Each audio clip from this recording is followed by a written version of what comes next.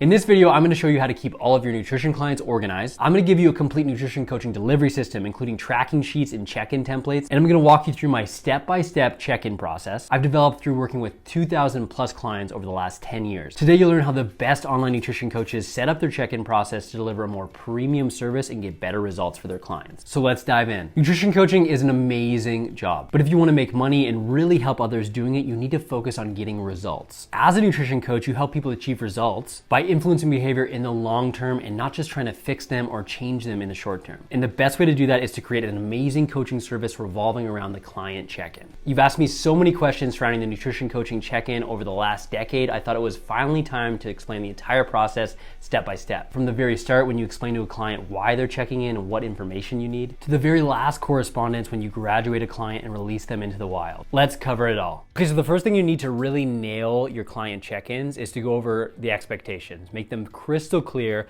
so that your client knows exactly what they need to do to get the most out of your coaching service. Just before we get started here too, I am, usually see me in the other direction, but this is the main desk I work at. It's almost probably like seeing the teacher on the weekend in his jeans in a whole different light. But usually see me the other way, but this is me facing the other way. Let's dive into some client check-in based stuff. So either on an onboarding call, which would be, once a client signs up, you're describing the process and going over how everything works, or in an email follow-up once they've signed up and you're explaining, how things go. You want to make the checking process crystal clear. It needs to be super straightforward and they know exactly what's expected of them. They know what they need to do, and they also need to know what happens if they miss a check-in. Super important, just because when, especially coaches that are offering, month-to-month coaching services, you want to keep people engaged because your business is going to depend on it. They're going to need to keep checking in. Even if, they're not reaching their goals or things are wishy-washy, you're going to need to keep them focused in and dialed in and engaged so that you can continue the business.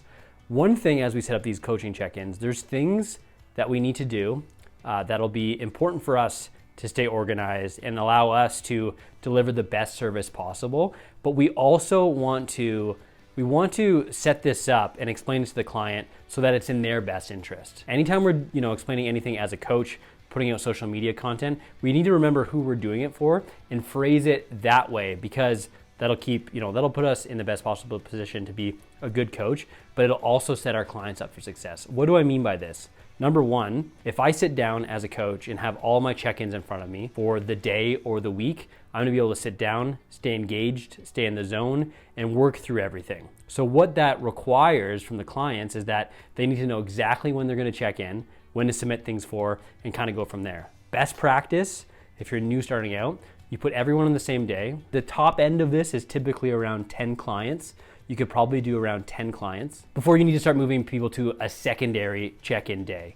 Ideally, what happens, let's use Monday for example, your client's check-in is on Monday. They would have everything submitted at a predetermined time, Sunday night, Monday morning at the earliest, and you'll let them know. Typically, I do my client check-ins Monday morning at 11 a.m. So what this means for you is that you need to have everything submitted by no later than 9 a.m. so I can sit down, review it in the best possible light over everything, be completely in the zone, and deliver the best possible service for you. In the event you don't have everything submitted, which we're going to talk about in a second, if you don't have everything submitted, your plan from the previous week will stand, and you will have to wait until the next week. Things come up that completely happen. Sometimes you're going to miss your check-in. Not a huge deal. You'll follow the exact same plan, but you need to check in during that Monday period because that's when I've set aside time to work with you and review all of your stuff. The expectations around check-ins and what it would look like and what the client needs to do and where everything is super important to delivering a professional coaching service. And the last point of this before we move on, you train people to treat you a certain way. So if they start checking in outside of this process, they start doing different things, they expect you to do some of the work for you, that's a process that's going to continue. So you want to be crystal clear right from the beginning, everything that's required of them, what the process looks like, what they need to do, because you're gonna train them to check in the right way that's gonna be the most effective for everyone. So set the tone right at the beginning. This is how we set the tone for the entire client relationship. And since your success is gonna come down to your ability to coach people, you need to develop a rock solid, organized check-in process. Now keep in mind, you may have to remind people what to do from time to time, but it starts with communicating what you need and what's in it for your clients. But this will all go over better if you have the right tools in place and questions being asked. So let's set you up with a tracking sheet and a check-in form. So we gotta ask better questions, and we have to have a place where clients go to submit information and provide us with feedback. So what I want to give to you guys now is an actual tracking sheet for them to collect objective information, body weight, macronutrient levels, and calories on a weekly basis from week to week, as well as a place for them to actually check in and give us some more of the subjective information as well. If you guys want access to either of these resources, just comment below saying check in, and I'll make sure that I send it directly to your email so you can use these and access these and benefit from all these great resources. Make sure to do that. Pause right now, go down there, hit it on there, and I'll make sure you get these. Okay, but back to the tracking sheet. We're checking in with clients on a weekly basis. We just described when they actually need to check in, but we're gonna do it week to week. It is the sweet spot. Anything more time than that, we're just not close enough to the process. Anything more frequent than that, people are gonna be able to take our feedback and put it into action. So we wanna set everything up on a weekly basis. This sheet, for example, just auto, changes on a week-to-week basis with these dates. But if this client is checking in on the Monday, they're gonna fill in all their objective information here in terms of, macronutrients, calories, with these targets that we've outlined to them on a weekly basis. Submit this information so that we can look at it. There are, different apps, and you're probably thinking about, well, can an app just do this? Like, who needs to enter this information?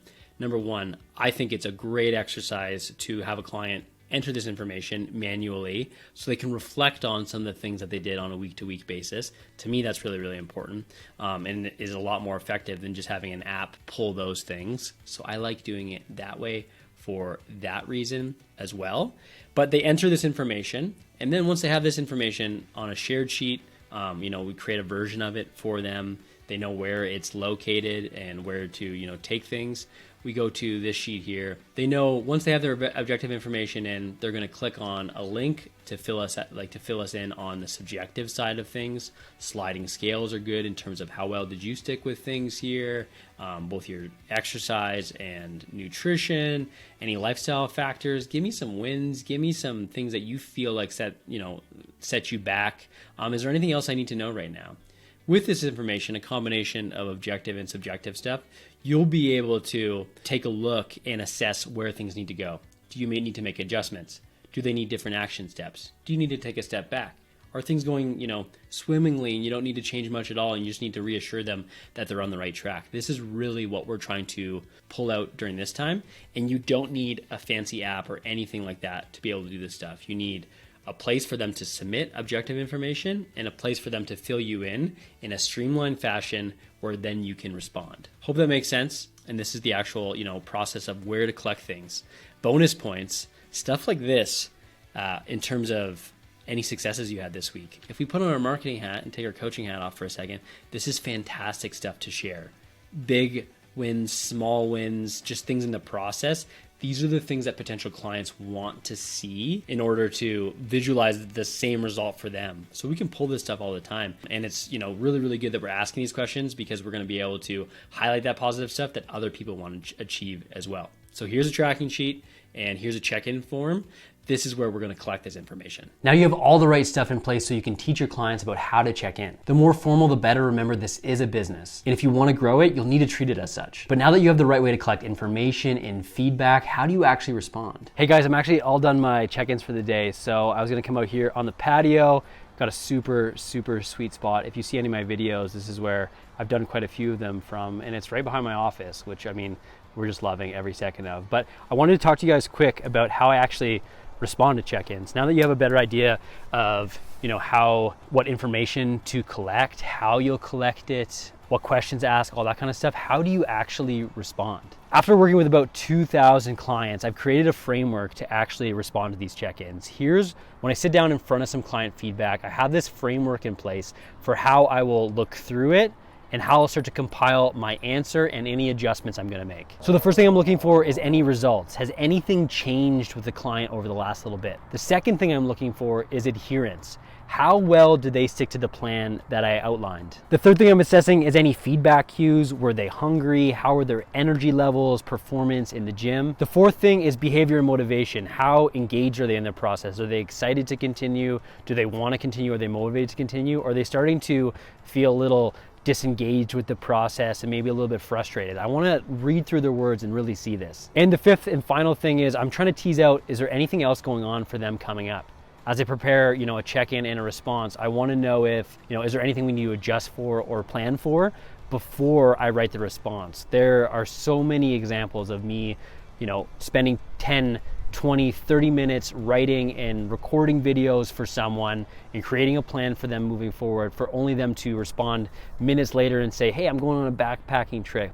Should anything change here? Of course things should change. If you collect that information and look through it beforehand, you'll know what you need to respond to before you get started. Using this framework, we're going through the entire check-in, thinking about these things, results, thinking about adherence, how well they're sticking to things, thinking about how they're feeling, and that's gonna dictate what we say and anything we adjust. I would say almost in 90% of cases, we're not making any food adjustments. So a lot of times a food adjustment would look like a 5 to 10% calorie adjustment, either a drop depending on their goals or adding some calories and energy back in, typically coming from carbohydrates and fat. We don't play around with protein too much, but that would be the adjustment we're making if things have stalled or if things need to be pushed a little bit further. And after a while, things have plateaued and we need to make some adjustments to keep things moving if they've been doing what they need to be doing. They have been bought in, they have been sticking with it, and adherence has been really, really good. But in most cases, typically what you're doing is just getting people to stay the course,